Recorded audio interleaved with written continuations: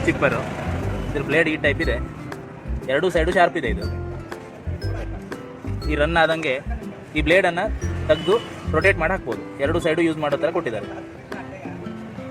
ಎರಡು side cutting ಸರಿ ಆಗ್ತಾ ಇಲ್ಲ ಆದಾಗ ಈ ಬ್ಲೇಡನ್ನು ತೆಗೆದು ಚಾಣೆ ಇಡ್ಸ್ಕೊ ಬರಬೇಕು.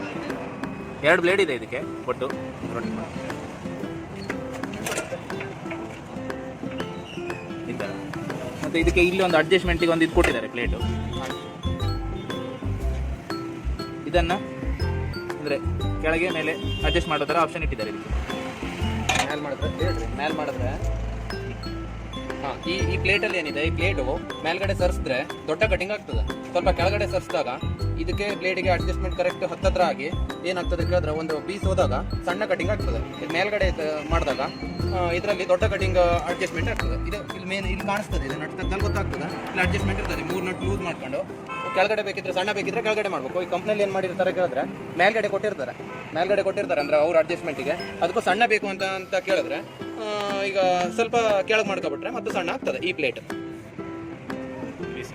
ಇದು ಬೇಕಾದ್ರೆ ಗ್ರೀಸಿಂಗ್ ಇಲ್ಲಿ ಎರಡು ಕಡೆ, ಇಲ್ಲಿ ಮತ್ತೆ ಇದೆರಡು ಕಡೆ ಕಂಪಲ್ಸರಿ ದಿನಕ್ಕೊಂದ್ಸಲ ಗ್ರೀಸಿಂಗ್ ಆಗಬೇಕು.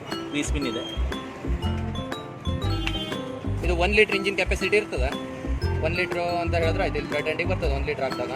ಮತ್ತು ಆಯಿಲ್ ಕಡಿಮೆ ಆದರೂ ಕೂಡ ಕಸ್ಟಮರ್ಗೆ ಈ ಮಷೀನಲ್ಲಿ ಒಂದು ಹೆಲ್ಪ್ ಅಂತ ಎಂಥದ್ದು ಕೇಳಿದ್ರೆ, ಆಯಿಲ್ ಕಡಿಮೆ ಆದರೆ ಆಟೋಮೆಟಿಕ್ ಬಂದ್ ಆಗ್ತದೆ, ಸ್ಟಾರ್ಟೇ ಆಗೋದಿಲ್ಲ. ಯಾಕಂದರೆ ಆಯಿಲ್ ಇಂಡಿಕೇಟರ್ ಕೊಟ್ಟಿದ್ದಾನೆ ಒಳಗಡೆ. ಹಾಗಾಗಿ ಆಯಿಲ್ ಅದ್ರ ಗೇಜಿಂದ ಕಡಿಮೆ ಆಯಿತು ಅಂತ ಅಂದರೆ ಇದರಲ್ಲಿ ಆಟೋಮೆಟಿಕ್ ಬಂದ್ ಆಗ್ತದೆ.